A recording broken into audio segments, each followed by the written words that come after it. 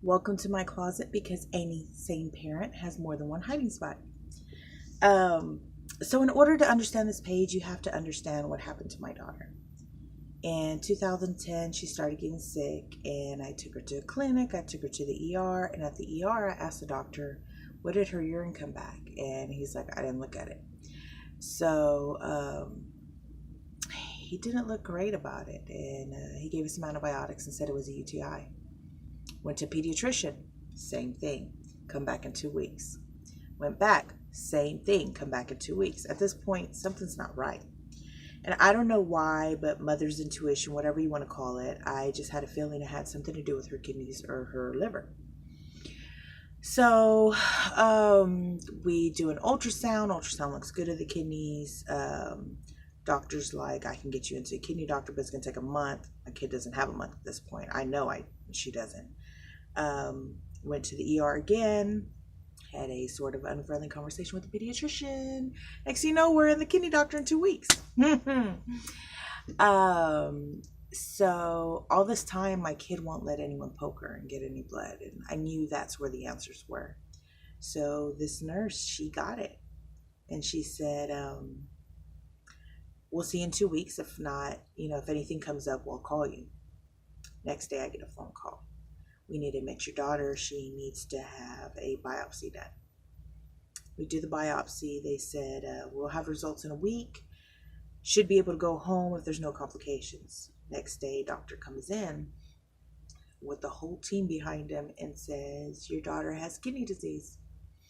She has 14 to 15% kidney function in both kidneys, and she needs a transfusion and a transplant, and we don't know why.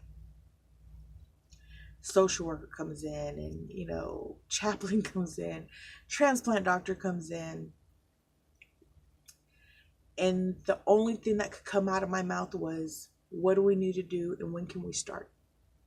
Failure has never been an option for me, and it will never be an option for my children, and I make sure of that every day. So we spent a week in the hospital. A week later, she starts getting sick again. Talked to a doctor. They said she has ankylosing, lupus-like, rare for kids, and we need to start chemo. So we did chemo, and once a month, every month, for 5 additional months after that, we did chemo. And it's had its ups and downs, and it's had its okay days, and it's had some pretty crappy days. I've almost lost my daughter. I've had doctors look at me and just kind of, let's see what happens. She's had over 20 different blood products, hemodialysis, PD dialysis, endless surgeries, all kinds of tests, a mental breakdown. It's been a really long ride, and I would do it a million times over for my daughter to live. And I'll continue to do it for the rest of her life, right along beside her, because I'm a mom, and that's what you do. No matter how exhausting, how hard it can be on you, financially, physically, emotionally, you just do what you got to do. So that's where we're at. We are dealing with kidney disease. She has a failed transplant that was removed in 2016, 17. And she's on dialysis again, and hopefully this fall there'll be another transplant coming up. Only time will tell.